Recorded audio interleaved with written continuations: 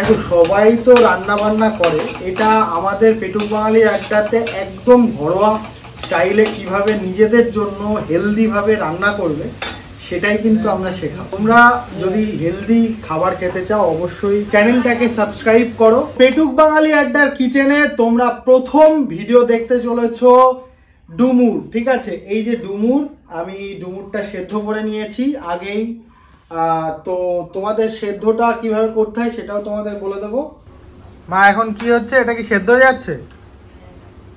হ্যাঁ, গরম জলের মধ্যে ডুমুর, তাই তো? আচ্ছা, তেল দিয়ে দেবো, আর সর্ষের তেল দিয়ে রান্না করব। তোমরা চাইলে রিফাইন তেলও দিতে পারো। এখানে দিয়ে দিতে হবে সামান্য পরিমাণে আস্ত জিরে।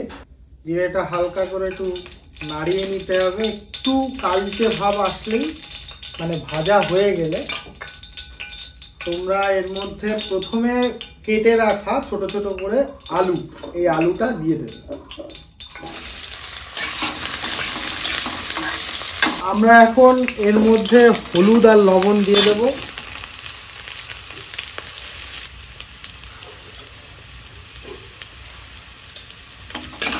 তো হলুদ লবণ দিয়ে ভালো করে মিক্স করতে হবে। মিক্স করে যখন দেখবে একটু লালচে ভাবটা চলে এসছে আলুর গায়ে, এইবার কিন্তু সেই সিক্রেট জিনিসটা যাবে যেটার জন্য এত কিছু। ঠিক আছে, চলে গেল চিংড়ি মাছ। ঠিক আছে, চিংড়ি মাছটাকে লাল লাল করে ভাজতে হবে। একটু লবণ আর হলুদটা দিয়ে দেবে, তাহলে কালারটা ভালো চলে আসবে চিংড়ি মাছের গায়ে।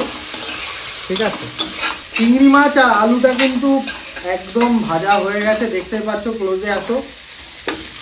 এবার কিন্তু এর মধ্যে চলে যাবে মশলা। এটা হচ্ছে গরম মশলা, আদা, কাঁচা লঙ্কা আর জিরে। ঠিক আছে, এটার একটা মিক্সচার। একটু লবণ দিয়ে দেবো আমরা, একটু হলুদ দিয়ে দেবো, দিয়ে এটাকে ভালো করে একটু মিশিয়ে নিতে হবে। মশলা কিন্তু আমাদের একদম প্রায় কষিয়ে এসছে। ঠিক আছে, ক্লোজে আসতে বলবো। এত দেখো একদম মশলা কষিয়ে গেছে। আমাদের সেদ্ধ করে রাখা ডুমুর সেটা কিন্তু এর মধ্যে দিয়ে দেব। ঠিক আছে, দিয়ে ভালো করে মিশিয়ে নেব। ডুমুর দেওয়ার পর মশলাগুলো ডুমুরে মাখিয়ে 2 মিনিট ঢাকার পরে এই ঢাকা খুললাম। তেল ছাড়া ছাড়া হয়ে গেছে। এবার একটু জল দিয়ে দেব, এই 1/2 কাপ মতো জল দিয়ে দেখতে হবে যে জলটা আর প্রয়োজন কিনা। ভালো করে একটু মিশিয়ে নেব। মিশিয়ে নিয়ে এই জলের মধ্যেই কিন্তু আমরা 2 মিনিটের জন্য ঢাকা দিয়ে দেব, যাতে ভালোভাবে সেদ্ধ হয় সব কিছু এবং মশলাগুলো প্রপারলি সব কিছুর মধ্যে যায়। 2 মিনিট হয়ে গেছে, তো আমরা দেখি 2 মিনিটে কিন্তু মোটামুটি একটা জায়গায় পৌঁছেছে। আমরা এখন একটু লবণ দিয়ে দেব, যাতে ভালোভাবে আরও একটু সেদ্ধ হয় এবং নুনটা ঠিকঠাক আমাদের লাগে। কারণ দেখো, নুন ছাড়া কিন্তু কোনো কিছুরই কোনো স্বাদ আমরা পাবো না বা পাই না।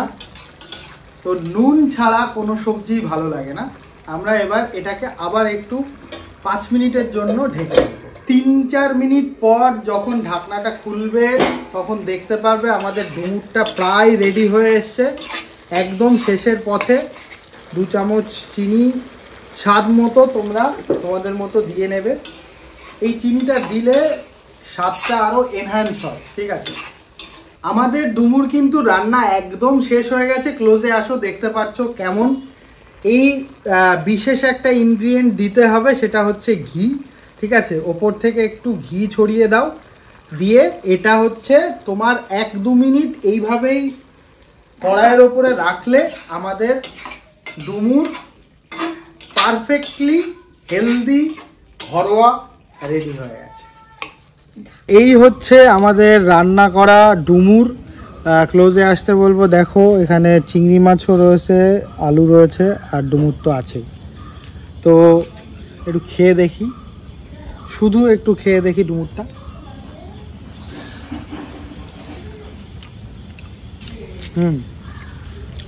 ভালো সেদ্ধ হয়েছে, ঝালটাও কিন্তু হয়েছে ঠিকঠাক। একটু আলু, ডুমুর, একটু চিংড়ি মাছ ভাত দিয়ে মাখিয়ে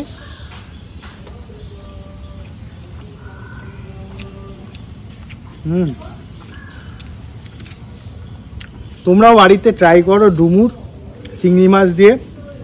ডুমুর কিন্তু খুব উপকারী একটা সবজি, যেটা তোমরা বাড়িতে ট্রাই করতে পারো। আমাদের রান্না কেমন লেগেছে তোমাদের, আর এটা হেলদি কিনা সেটা কিন্তু তোমরা খেয়েই বুঝতে পারবে। একদিন বাড়িতে ট্রাই করে অবশ্যই জানাও কেমন হয়েছে, আর ভালো লাগলে অবশ্যই শেয়ার করো ভিডিওটাকে, পাশে থেকো।